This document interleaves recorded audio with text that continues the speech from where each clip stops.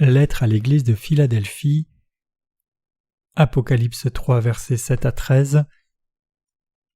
Écrit à l'ange de l'église de Philadelphie. Voici ce que dit le Saint, le véritable, celui qui a la clé de David, celui qui ouvre et personne ne fermera, celui qui ferme et personne n'ouvrira. Je connais tes œuvres.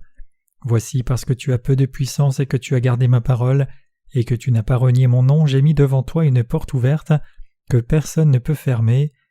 Voici je te donne de ceux de la synagogue de Satan qui se disent juifs et ne le sont pas, mais qui mentent.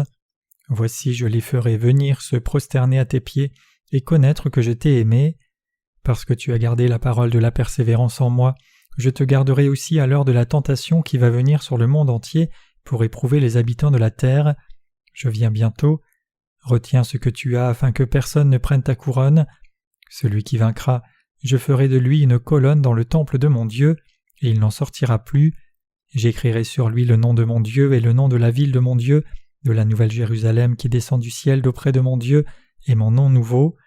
Que celui qui a des oreilles entende ce que l'Esprit dit aux églises. Exégèse. Verset 7. Écrit à l'ange de l'église de Philadelphie.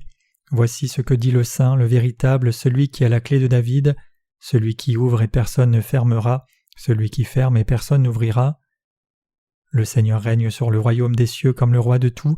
Il est Dieu avec l'autorité et le pouvoir absolu. Ce qu'il ouvre, personne ne peut le fermer, et ce qu'il ferme, personne ne peut l'ouvrir.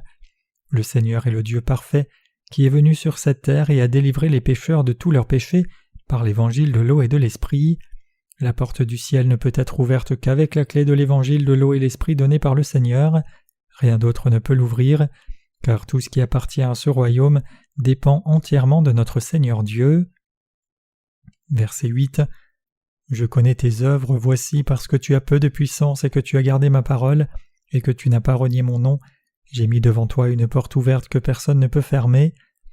Le Seigneur a ouvert la porte de l'évangélisation à travers l'Église de Dieu. Comme telle, personne ne peut fermer cette porte sans permission du Seigneur. Les saints doivent donc retenir fermement leur foi première jusqu'à la toute fin, quand le Seigneur fera son retour.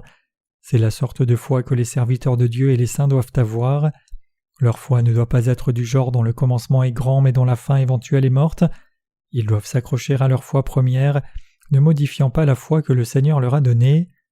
La foi des saints est la foi dans l'évangile de l'eau et l'esprit, la foi qui repose sur le fait que le royaume de notre Seigneur viendra, et sur cette terre et dans le nouveau ciel et la nouvelle terre, et que nous vivrons tous dans ce royaume pour toujours. Les saints doivent tenir fermement dans cette foi, jusqu'au jour où ils rencontreront le Seigneur qui vient. Les serviteurs et les saints de l'église de Philadelphie avaient seulement une petite force, ils avaient aussi beaucoup de défauts. Cependant, le plus important, c'est qu'ils ont gardé la parole de Dieu et n'ont pas renié le nom du Seigneur. Verset 9. Voici je te donne de ceux de la synagogue de Satan qui se disent juifs et ne le sont pas mais qui mentent. Voici je les ferai venir se prosterner à tes pieds et connaître que je t'ai aimé. Dieu a dit qu'il fera tomber certains des faux croyants sur leurs genoux pour qu'ils sachent combien Dieu a vraiment aimé l'église de Philadelphie, une église qui lui appartient.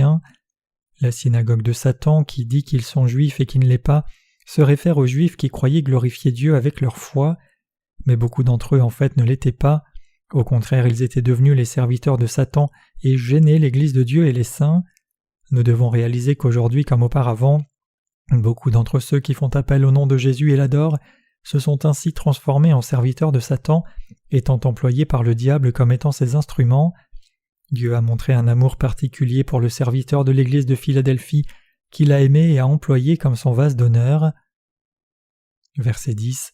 Parce que tu as gardé la parole de la persévérance en moi, je te garderai aussi à l'heure de la tentation qui va venir sur le monde entier pour éprouver les habitants de la terre.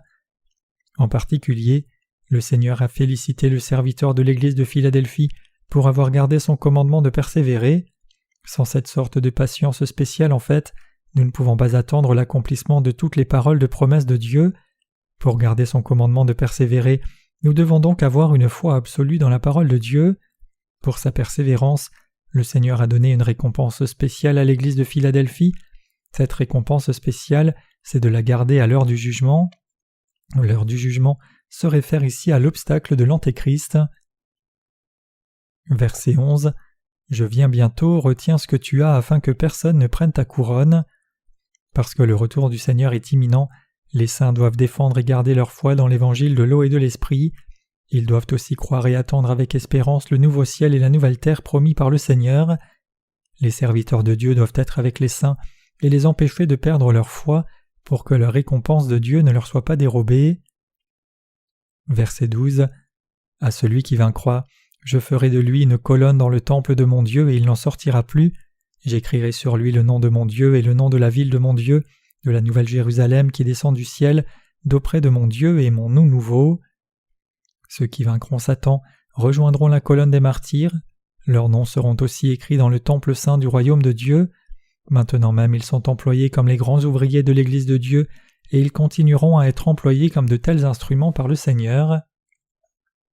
Verset 13. Que celui qui a des oreilles entende ce que l'Esprit dit aux églises.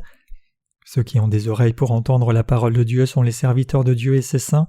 Ils entendent ce que l'Esprit leur dit par l'Église de Dieu.